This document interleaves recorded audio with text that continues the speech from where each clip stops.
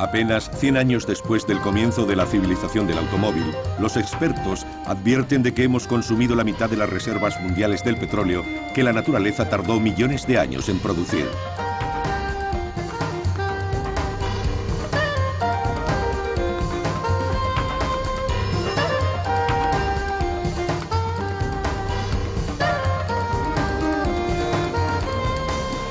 El petróleo como arma. A comienzos de los años 70, los integrantes de la OPEP, la Organización de Países Productores de Petróleo creada 10 años antes, percibieron que el oro negro podía ser un arma temible contra los países occidentales.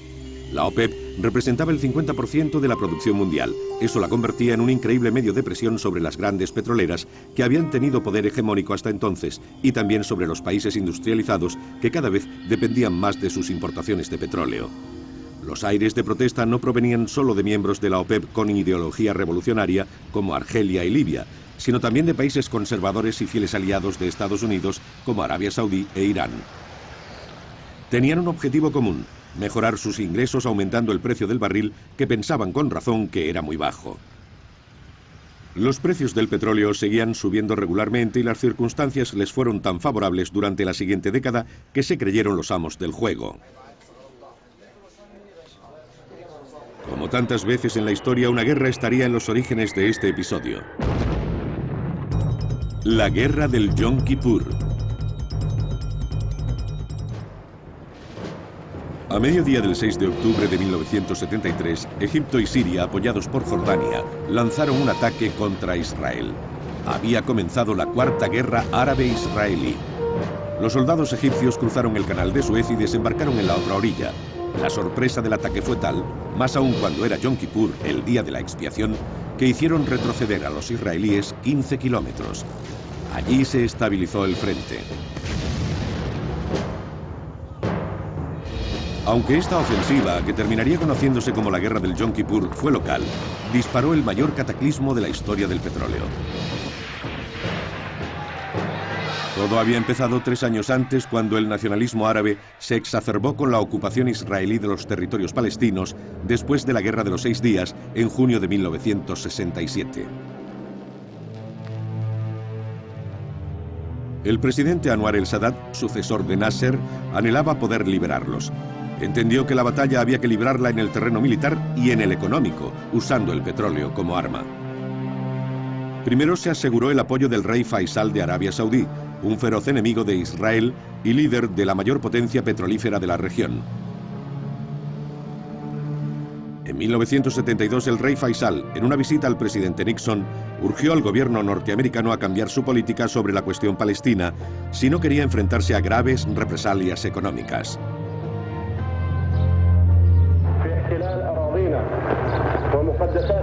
Este nacionalismo árabe estaba alimentado por la causa palestina y las demandas de los países de la OPEP. Ocurrió en el contexto de un profundo cambio del sistema monetario internacional, hasta entonces bajo el dominio exclusivo del dólar.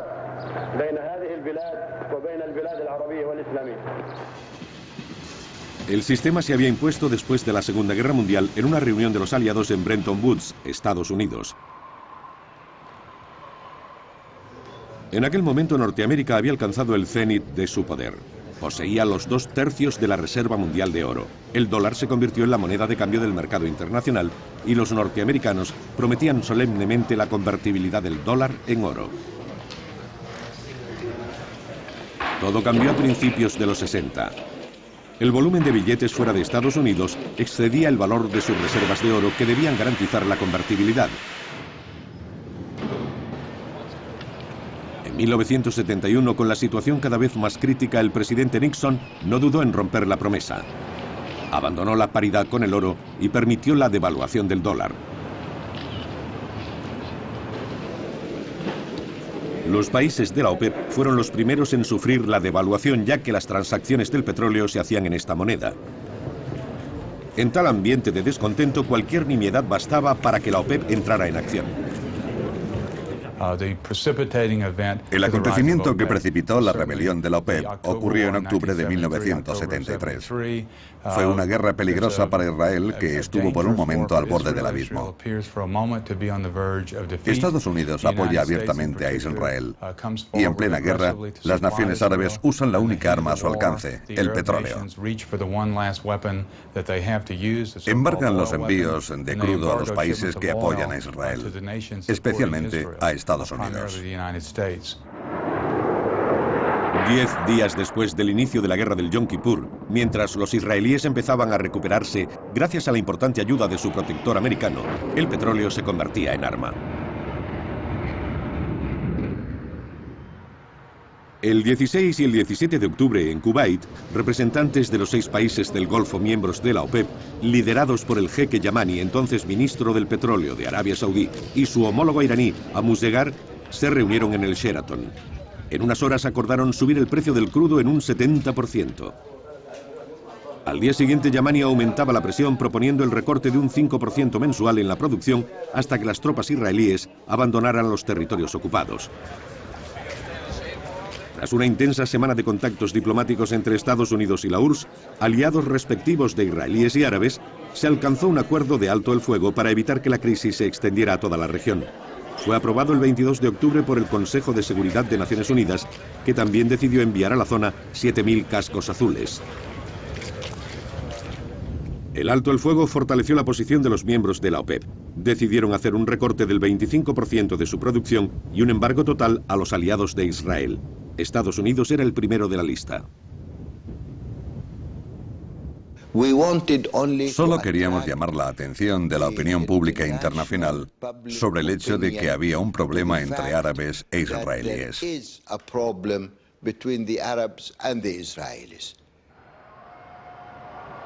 El último acto de esta rebelión ocurrió en Teherán el 23 de diciembre, cuando la OPEP decidió un incremento del 13%. En solo 2 meses, el precio del petróleo se había multiplicado por 4, de $2,50 a $10 el barril. El Shah de Irán declaró: las naciones industrializadas tendrán que comprender que esta época de gran prosperidad, beneficios y riqueza, gracias al petróleo barato, ha llegado a su fin. La primera crisis del petróleo.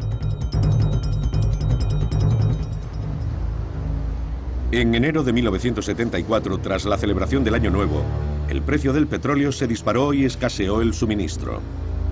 Este cataclismo sin precedentes quedó grabado en la memoria colectiva como la primera crisis del petróleo. Para las poblaciones occidentales, esta crisis significaba el fin de 30 años de riqueza marcados por el desenfrenado consumo de petróleo barato que parecía inagotable. La OPEP fue acusada de ser la única responsable de esta catástrofe global. Por primera vez, fue tildada de ser un cártel agresivo que pudo minar el corazón de la economía de los países desarrollados. Causó verdadero impacto en la opinión pública y en el gobierno. Pero había una pregunta. Hasta cierto punto se podía entender que esos países árabes impusieran un embargo durante la guerra con Israel, al que estaban apoyando algunos países. Y más cuando el rey Faisal de Arabia Saudí tenía un fuerte sentimiento nacionalista y quería seguir una política de independencia.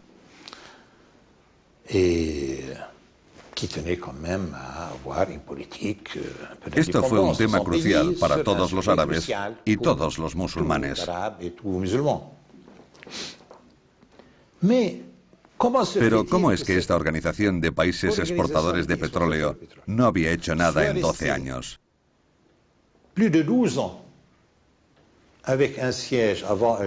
Tenían su sede en Ginebra y luego en Viena. Se habían reunido periódicamente para hablar de beneficios y tasas. Pero de repente se armaban de valor y decidían cuadruplicar el precio del petróleo.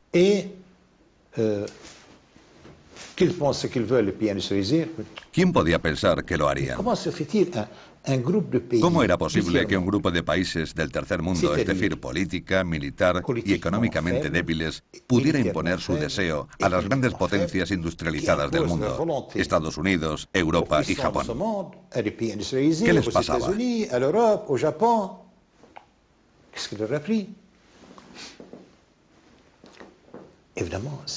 Ante los hechos, la OPEP se había convertido en un cártel. Pero esta visión era teatro, puro teatro. No ocurrió así.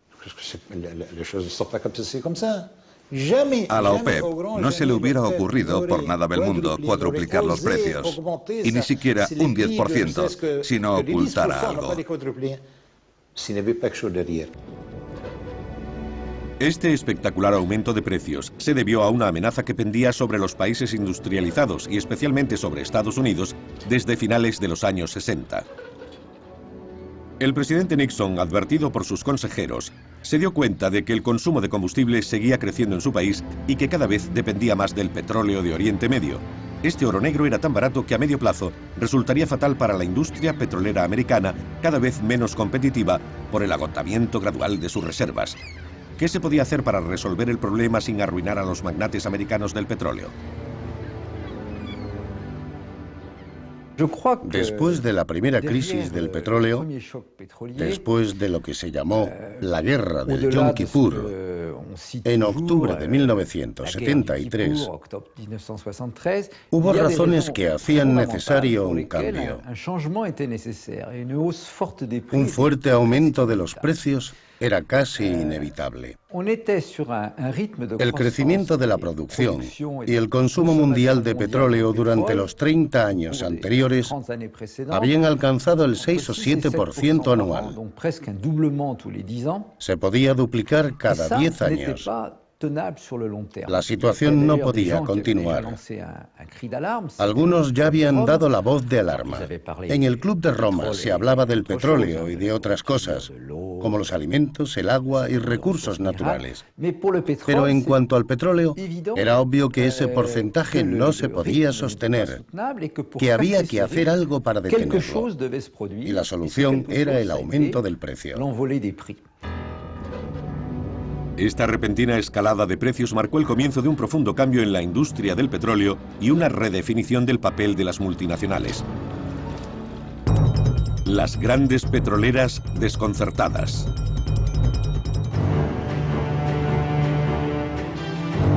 Hasta finales de los años 70, las multinacionales controlaban todo el proceso, desde la perforación hasta el final.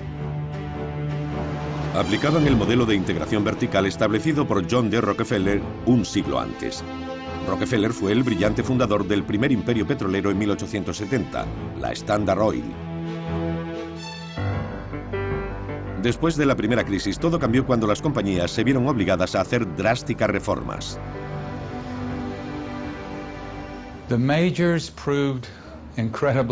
Las grandes petroleras se adaptaron increíblemente bien a la crisis de los años 70, como siempre habían hecho en su historia. Comprendieron rápidamente que pisaban terreno peligroso y se centraron en advertir a los países productores de que si capitalizaban su acceso a la tecnología más moderna, conservarían el negocio que habían hecho en el pasado como contratistas en vez de como propietarios. Esta adaptación tuvo éxito para las principales compañías, aunque dificultó su negocio a nivel mundial.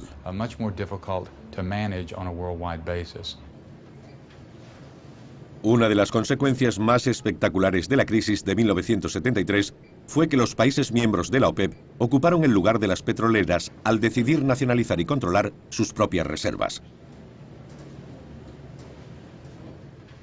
En resumen, antes de la crisis del petróleo, las multinacionales privadas y públicas controlaban el 80% de las reservas y las empresas nacionales el 20%. 10 años después, los porcentajes se habían invertido. y actualmente siguen siendo los mismos. Las empresas nacionales de los países productores controlan el 80% de la reserva mundial y las multinacionales el 20%. Aunque las compañías estaban contentas por no tener que decidir el precio del crudo, eran un elemento de distorsión entre los productores y consumidores. Después de la guerra de octubre, se dieron cuenta de que era demasiado riesgo y decidieron retirarse. Incluso se negaron a negociar con los productores el precio del crudo. Sin embargo, un precio alto siempre es bueno para las compañías. Obtienen grandes beneficios. Y usan esos enormes beneficios para explorar y desarrollar fuentes alternativas de abastecimiento. Esta transferencia de poder de las petroleras a los países de la OPEP iba a cambiar totalmente las reglas del mercado. Los mismos grupos controlaban desde la fase inicial a la final con un sistema de precios relativamente constante. El proceso estaba basado en contratos de medio a largo plazo, con un precio oficial para todas las compañías. Esa era la base de los contratos. Pero después de que la OPEP lo controlara todo, la primera consecuencia para las compañías que ya no controlaban toda la cadena fue que tuvieron un punto de vista menos claro sobre sus fuentes de suministro y en consecuencia tuvieron que abastecerse a corto plazo. Estas inseguridades debidas a la desaparición de un sistema oficial de precios favorecieron la aparición de un mercado libre donde el petróleo se negociaba cada día. Fue llamado mercado al contado y estaba controlado por agentes. Se caracterizaba por rápidas y a veces considerables fluctuaciones de precios. De ese modo el precio, el comprador e incluso el destino de una partida podía cambiar varias veces en una sesión.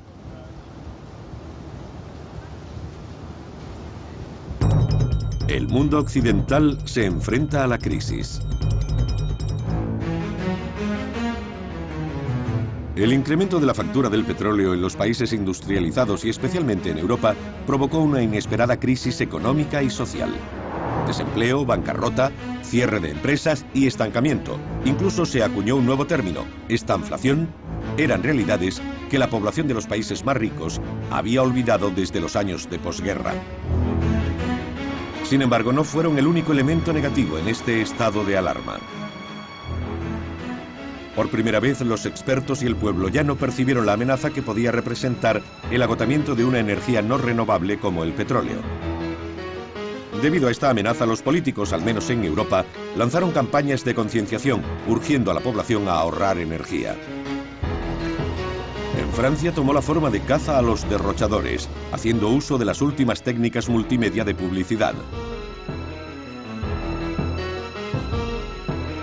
En France, on n'a pas de pétrole, mais on a des idées. Quand vous restez en deuxième ou en troisième à haut régime, voici ce qui se passe. En passant tout de suite en quatrième ou en cinquième, vous allez aussi vite, en consommant moins et sans fatiguer votre moteur. Passez en quatrième ou en cinquième et économisez du carburant. Vous aussi, chassez le gaspille. Ne jetez pas vos kilowattheures par les fenêtres. Moi Oui. Au lieu de faire votre lessive pour 3 fois rien, remplissez votre appareil. Vous ferez des économies.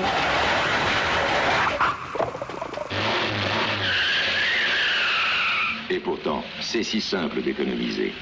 Accélérer doucement, maintenir une vitesse constante, passer les vitesses en souplesse et éviter les freinages brutaux. Les économies d'énergie, pensez-y. La otra consecuencia del incremento de los precios fue la estimulación de la investigación de técnicas más eficientes para la industria petrolera. La idea era que se podía recortar el precio si se encontraba mejor tecnología para producir petróleo. Dos de los resultados de esta disposición a una mayor inversión en tecnología fueron los sondeos sísmicos, nuevas técnicas que, usando potentes ordenadores, permitían explorar y ver bajo la superficie de la Tierra como nunca antes y predecir con precisión qué van a encontrar al perforar. También se han dado avances en la perforación, lo que permite a la compañía abrir numerosos pozos desde un solo enclave, es decir, perforar en el ángulo adecuado. Cosas impensables 30 o 40 años antes y que fueron posibles en los años 70 y 80. Esto permitió que se explotara más petróleo caro. El Mar del Norte no se podría haber desarrollado con los precios de antes. Incluso podemos decir que habría sido imposible. Lo mismo que en Alaska. Permitió que se explotaran nuevos recursos y abrió la puerta a la explotación de lo que se llamó petróleo no convencional en alta mar, crudo muy pesado. También permitió impulsar el desarrollo de otras energías, especialmente la nuclear. Los yacimientos del Mar del Norte no fueron viables económicamente hasta los años 60.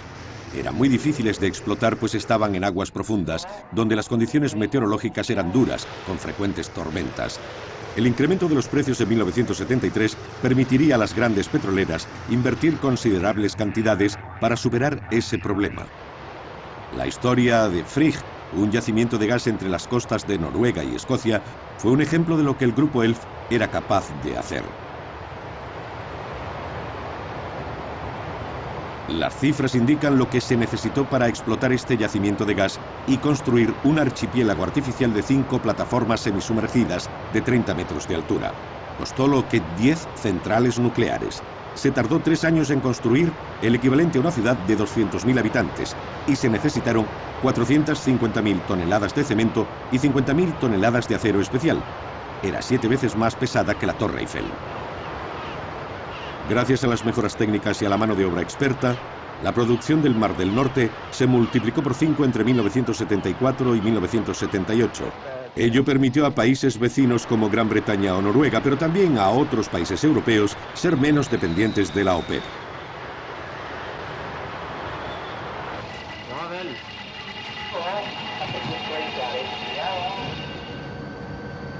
Los norteamericanos también se aprovecharon de esta escalada de precios para relanzar sus programas de exploración en zonas difíciles, especialmente en Prudhoe Bay, en la parte más septentrional de Alaska.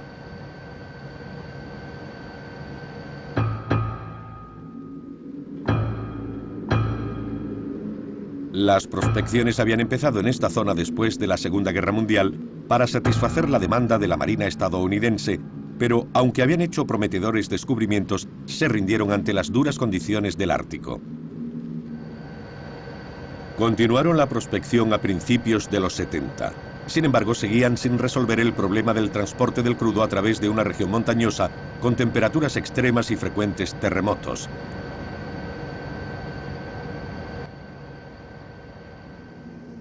Esto llevó a la construcción del oleoducto Trans-Alaska, una gigantesca conducción de 1.270 kilómetros de longitud. Atraviesa Alaska desde el yacimiento de Prudhoe Bay al norte hasta el puerto de Valdez en el sur, siempre libre de hielo. Para dificultar las cosas, el oleoducto tuvo que construirse a 3 metros sobre el suelo para no interrumpir la migración anual de alces y caribúes. El resultado igualaba al logro tecnológico. En los últimos 30 años, el norte de Alaska ha sido la principal región petrolífera de Estados Unidos, con el 25% de la producción nacional. Sin embargo, este incuestionable éxito no fue suficiente para reducir la factura del petróleo y para tranquilizar las preocupaciones sobre una rápida disminución de la producción. Se hicieron diferentes tipos de investigaciones para reducir la dependencia del oro negro. Muchas, cercanas a la utopía de los años 70, buscaban energías renovables y no contaminantes.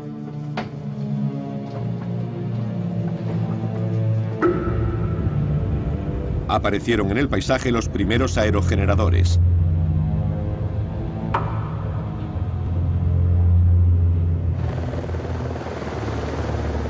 Las placas solares abrieron interesantes perspectivas en la economía doméstica.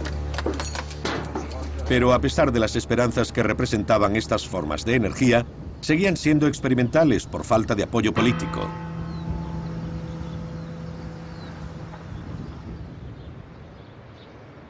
Las cosas fueron diferentes con la energía nuclear, que se llevaría la mejor parte en este esfuerzo por la diversificación. La carrera de centrales nucleares entre Estados Unidos, Japón y numerosos países europeos fue encabezada por Francia, que es el país con mayor número de centrales per cápita. El 6 de marzo de 1974, 2 meses después de la primera crisis del petróleo, Pierre Mesmer, primer ministro del gobierno Pompidou, lanzó el programa nuclear francés en un discurso televisado. Mais notre grande chance, c'est l'énergie électrique d'origine nucléaire. Parce que nous avons une bonne expérience dans tout cela. Nous l'avons depuis la fin de la Deuxième Guerre mondiale et nous avons développé toutes les activités nucléaires, civiles et militaires depuis une douzaine d'années, comme vous le savez. Et puis aussi parce que maintenant, nous avons la volonté de le faire, car nous croyons que c'est cela la solution à nos besoins. Et nous avons pris aujourd'hui même une décision très importante. Nous avons pris la décision de réaliser en 1974 et 1975 le lancement de 13 centrales nucléaires de 1000 mégawatts chacune, qui coûtent environ 1 milliard de francs actuels chacune. Este discurso fue considerado una victoria por los partidarios más radicales de la energía nuclear. Había gente muy influyente al frente de la compañía eléctrica francesa. Valéry Giscard d'Estaing, que sucedió a Georges Pompidou en la presidencia, fue el gran organizador de este ambicioso programa.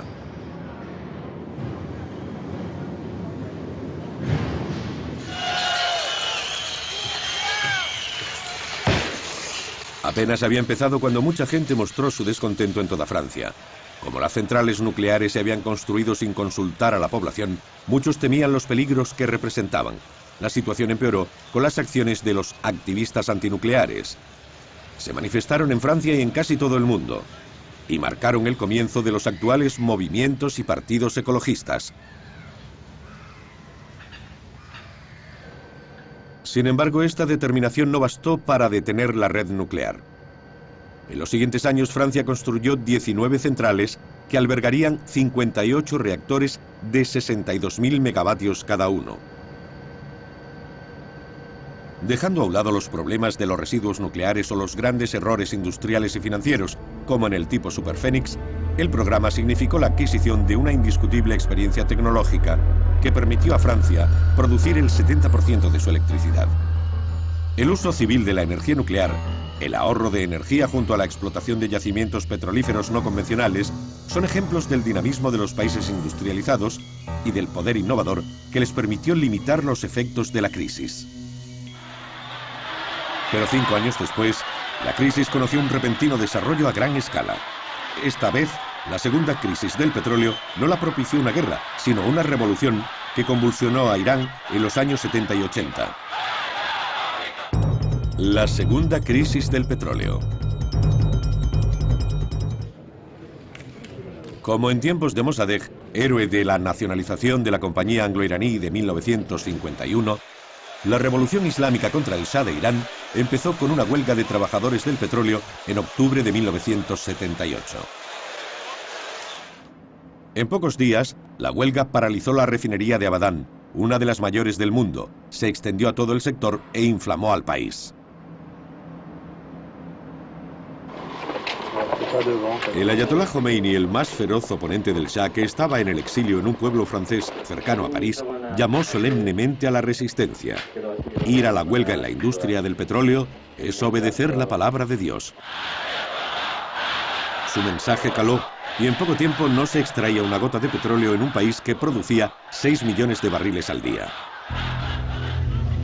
Esta crisis ocurrió en otoño, una estación en la que las compañías almacenan todas sus reservas en previsión del invierno, e Irán era el segundo país exportador de la OPEP detrás de Arabia Saudí.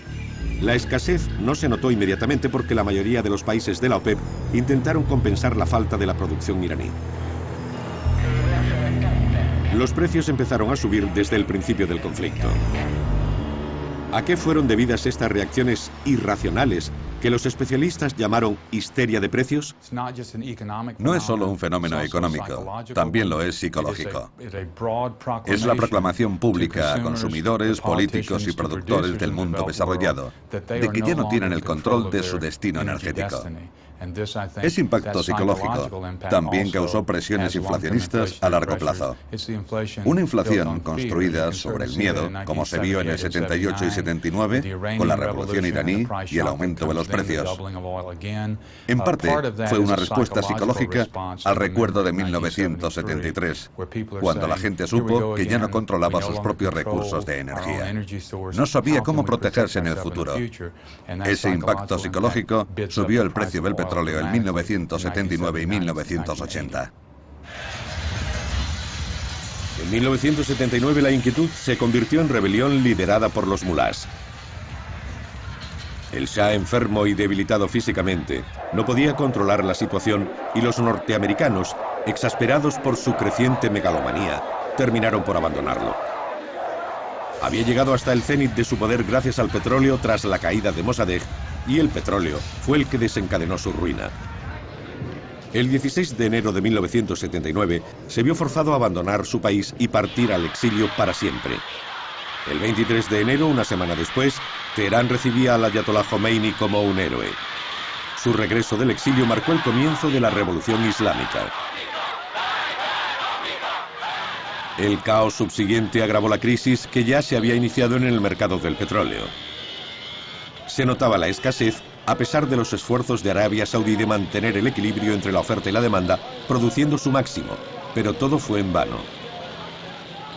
Entre diciembre de 1978 y mayo de 1979, el precio del barril aumentó hasta un 175% en algunos países.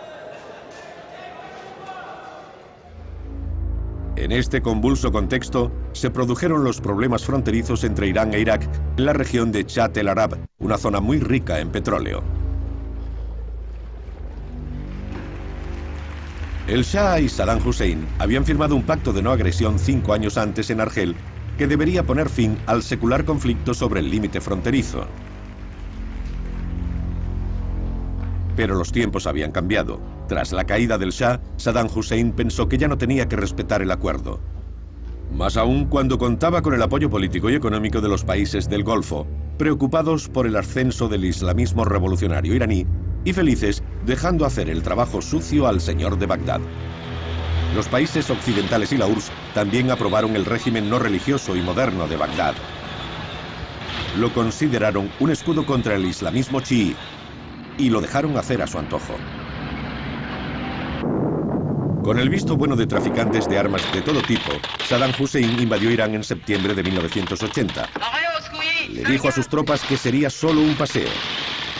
Terminaron siendo 8 años de atrocidades cometidas por ambos bandos. Niños soldados usados como escudos humanos, civiles gaseados y cientos de miles de muertos y heridos. El petróleo se convirtió rápidamente en una gran ventaja estratégica en esta guerra fratricida entre dos de los más prósperos países productores de la OPEP. Los yacimientos eran los objetivos más deseados de los ataques terrestres, marítimos y aéreos para ambos bandos. La destrucción masiva provocó el miedo en los mercados del petróleo y disparó la especulación. Este recalentamiento económico duró hasta mediados de los 80, más de 10 años después de la primera crisis del petróleo.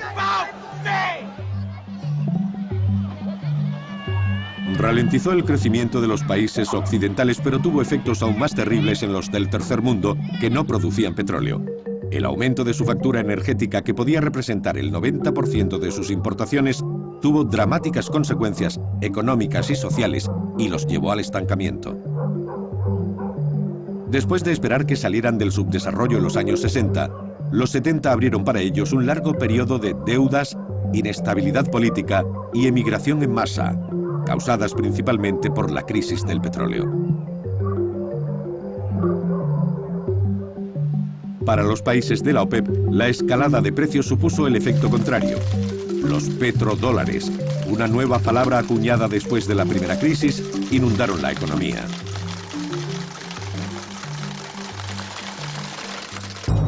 Un diluvio de petrodólares. La cuestión de los petrodólares es muy interesante.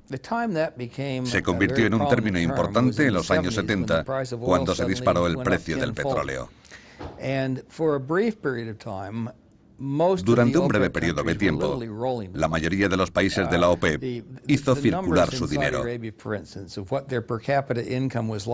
En Arabia Saudí, por ejemplo, la diferencia de ingresos per cápita entre los años 70 y principios de los 80 es asombrosa. Durante ese periodo, el excedente de los países de la OPEP se elevó a 700.000 millones de dólares. ¿Qué uso le dieron a tanto dinero? La cuestión de los efectos del tremendo enriquecimiento de los países productores es muy controvertida y difícil, porque suele haber puntos de vista extremos.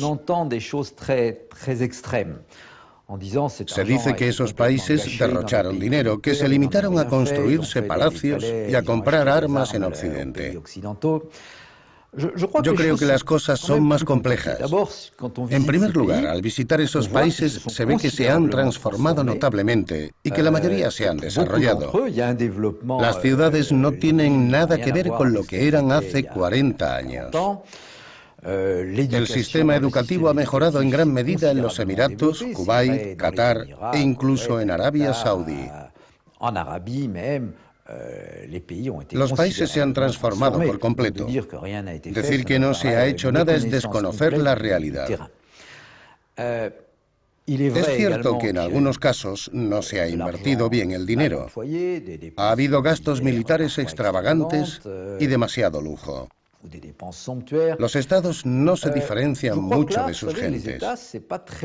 Cuando una persona gana mucho dinero, de repente, normalmente no lo gasta de manera moderada. El enriquecimiento rápido lleva siempre a ciertos excesos. Sin embargo, algunos miembros de la OPEP intentaron usar estos ingresos como medio para desarrollar su país. Fue el caso de Argelia. Después de alcanzar su independencia, seguía movida por su dinámica revolucionaria. Para un país es una auténtica suerte disponer de recursos naturales, y más aún si se trata de hidrocarburos. Aquellos que cuentan con grandes reservas de petróleo y gas son muy afortunados. Explotar bien sus riquezas puede ser una fuente sustancial de beneficios. Cuando estos se usan bien, al líder del país le resulta más fácil desarrollar y modernizar su economía. En Argelia fue una tarea muy difícil, pero también en otros países de la OPEP, porque partían desde muy abajo. Puede que las estructuras sociales y económicas no estuvieran preparadas para absorber tan importantes beneficios de una manera centralizada. Puede que al principio fuera un problema genético. A pesar de ese obstáculo, en Argelia e Irak, algunos sectores como la educación y la sanidad alcanzaron un crecimiento espectacular gracias al dinero del petróleo. Pero otros proyectos, quizá demasiado ambiciosos o irrelevantes, fracasaron. La tentación de la industria pesada fue un buen ejemplo de dichos fracasos y Argelia tuvo la oportunidad de experimentarla. Mal aconsejada por los soviéticos, se lanzó a un vasto programa industrial para competir con los países occidentales. Fue un fracaso total. A pesar de ser tan diferentes, todos los países de la OPEP conocerían el mismo tipo de fracasos. Eran los síntomas de una enfermedad común, el subdesarrollo. El subdesarrollo no es solo tener unos ingresos per cápita inferiores. Es una mentalidad, un contexto social e intelectual, un nivel educativo, un dominio de los mecanismos de la economía y el crecimiento. Es un todo. Un país subdesarrollado está mucho menos preparado que uno desarrollado para controlar los grandes acontecimientos que cambian su destino. Esto se vio en el modo en que Noruega, un país desarrollado, controló su riqueza petrolífera frente a cómo lo hacían los países subdesarrollados de la OPEP.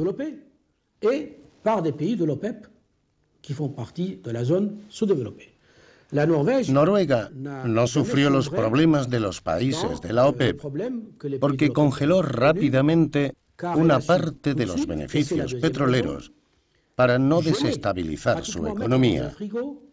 Une partie des flux pétroliers, des revenus pétroliers, pour ne pas déstabiliser son économie. Car ce deuxième facteur, este segundo factor es esencial. Parce que dans n'importe quelle économie, en todos los tipos de economía, desarrollada o subdesarrollada, las consecuencias son inevitables cuando hay un factor desestabilizador y no se puede hacer una separación entre ese factor y el resto de la economía. On en subit immédiatement et de manière inéluctable les conséquences. El tercer factor es específico de todos los ingresos, provengan del petróleo o no. Una renta es, por definición, la garantía de una fuente de dinero permanente, durable e importante. Para los responsables de un país, es una puerta abierta a la comodidad. No importa si las cosas van mal, la renta, sea del petróleo o no, le dará el impulso necesario. En Nigeria, sexto exportador del mundo, ese ingreso tuvo consecuencias catastróficas. Este país, situado en la zona tropical húmeda, es uno de los más habitados del continente africano y también uno de los más ricos en hidrocarburos. Cuando empezó a conseguir dinero con el petróleo, la gente dejó de cultivar cacao y cacahuete, su principal riqueza desde la época colonial. En pocos años, la mayoría de las tierras quedaron baldías.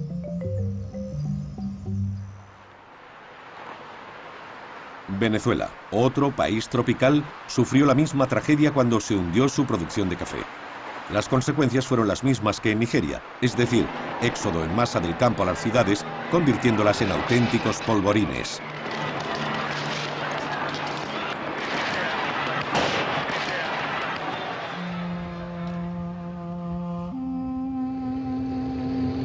Nada de esto ocurrió en las monarquías del Golfo. En el desierto surgieron nuevas ciudades gracias a los beneficios de las compañías occidentales. Eran el mejor ejemplo de los milagrosos efectos del oro negro sobre unos países desérticos y poco poblados, sin más riqueza que los ingresos del petróleo.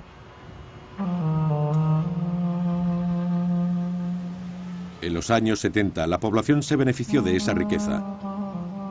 Las autoridades aseguraron así la paz social, aunque diera a la gente un espíritu menos emprendedor. Algunos ejecutivos de Occidente y un gran número de inmigrantes árabes y asiáticos provenientes de países pobres y superpoblados aseguraban el buen funcionamiento de todos los sectores de actividad, públicos o privados.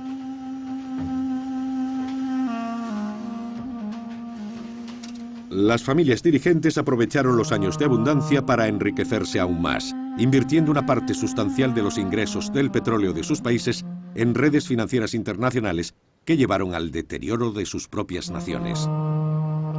En los países del Golfo, como en la mayoría de los miembros de la OPEP, no había espacio para la democratización en la desenfrenada carrera hacia la modernidad que marcó los años 70 y 80.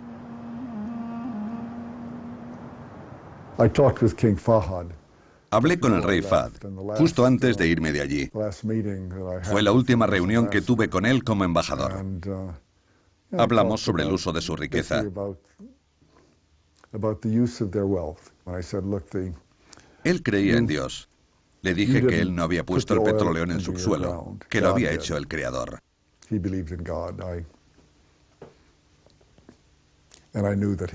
En cualquier caso, los árabes no habían puesto el petróleo allí y tampoco lo habían explotado.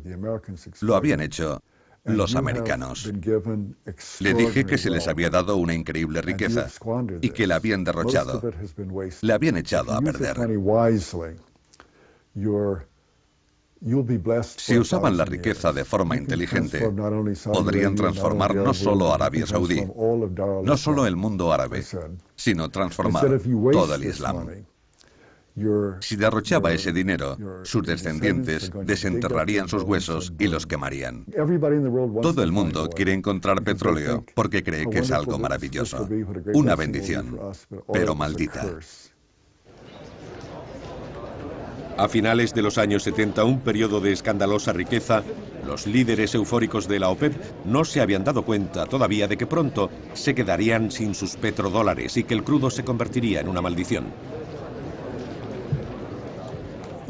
Es cierto que en aquel momento la gente no imaginaba que hubiera una contracrisis. Todo el mundo pensaba que la riqueza iba a seguir creciendo. Los expertos internacionales instaban a no preocuparse, porque el barril costaría $100 en el año 2000. Podrían pedir dinero prestado si lo necesitaban y eso les parecía una solución. Todo el mundo les animaba, así que tienen excusas. La contracrisis. A principios de los años 80, el poder de los productores de la OPEP aumentaba mientras decrecía el consumo de petróleo en el mundo, en parte por el ahorro de energía y por el creciente uso de la energía nuclear. Esto provocó un cambio en las apuestas del mercado. Las probabilidades cambiaron a favor de los países consumidores y más cuando hubo una sobreproducción en 1982. Se dieron todos los elementos para una tercera crisis, o mejor, una contracrisis. En marzo de 1982, la OPEP intentó frenarla limitando la producción de sus miembros a través de cuotas que pretendían controlar el mercado. Pero las necesidades financieras de los países productores seguían aumentando y por lo tanto no respetaron las cuotas acordadas. Recurrieron a una política de reducción para conquistar cuota de mercado. Tal competencia entre países miembros amenazaba la propia existencia de la organización. Arabia Saudí se quedó sola en el juego. Arabia Saudí, el país con mayor capacidad dentro de la OPEP, intentó mantener el orden mientras respetaba sus cuotas, pero no lo logró dentro del cártel porque todos, en mayor o menor medida, jugaban al engaño. Arabia Saudí redujo su producción hasta alcanzar menos de la mitad de su capacidad. Los precios cayeron en picado durante ese periodo, entre 1983 y 1986 o finales del 85. Un día Arabia Saudí decidió recuperar su cuota de mercado, aumentando su producción y haciendo contratos con las compañías multinacionales que las estimulaban a comprar crudo saudí. No voy a entrar en detalles de cómo funcionaban, pero aseguraba a las empresas ganar dinero con el petróleo saudí. A partir de ese momento, hubo una sobreproducción y los precios cayeron en picado. Fue la contracrisis de 1986. Desde 1985 a 1986, el precio del barril de crudo cayó de 28 a $14, e incluso se habló de 10. Esto tuvo desastrosas consecuencias para los países de la OPEP, cuyas deudas empezaron a resultar preocupantes. Fue el final de un periodo de ilusión, como dijo el jeque Yamani, exministro del petróleo de Arabia Saudí. Todo empezó con pasión y alegría. Después, pese a nuestra advertencia de las posibles consecuencias negativas, algunos decidieron elevar el precio. Todos consiguieron enormes beneficios y se lanzaron a un desmesurado proyecto de desarrollo como si la riqueza fuera a durar siempre. Fuimos víctimas de momentos de placer.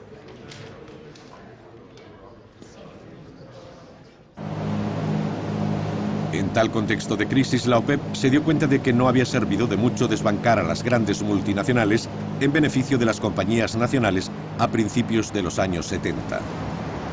A finales de los 80 reaccionaron y abrieron las puertas de nuevo a compañías extranjeras para que sus recursos petrolíferos estuvieran mejor gestionados. Al final, todo el mundo, en mayor o menor medida, volvía a las compañías internacionales. Creo que fue una gran lección, una contracrisis que afectó a la estructura de la industria. Todos se dieron cuenta de que estas empresas tenían un papel útil, que no eran parásitos, como se les llamó durante la época de las nacionalizaciones. Está claro que estaban allí para obtener beneficios, pero habían aportado el capital necesario y los conocimientos técnicos y de organización. No se trataba tanto de tecnología. No me gusta mucho esa palabra. Fue más la capacidad de organizar y poner en práctica cosas que las empresas nacionales no dominaban. A finales de 1986 la crisis parecía haber llegado a su fin, dejando a los países de la OPEP más pobres y debilitados.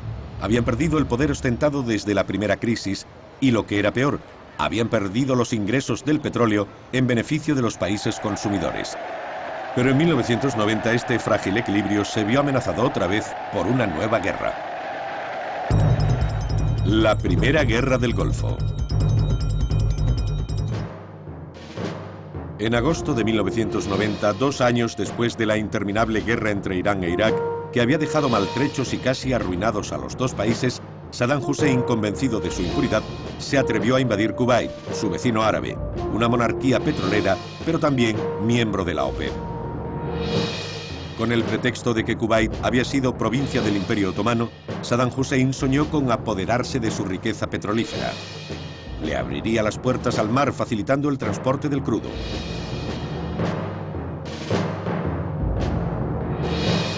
Tras una fácil conquista, Saddam Hussein controlaba más de 1/5 parte de la producción mundial. Pero su victoria no duró mucho. Naciones Unidas condenó esta invasión y permitió la intervención militar.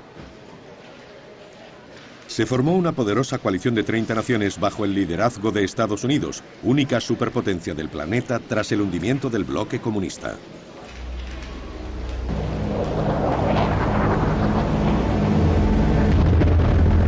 En la noche del 17 al 18 de enero de 1991, los ataques aéreos dieron comienzo a la operación Tormenta del Desierto. Durante 43 días, un intenso bombardeo y ataques aéreos de alta precisión destruyeron la infraestructura de Irak y aplastaron a las tropas que habían ocupado Kuwait.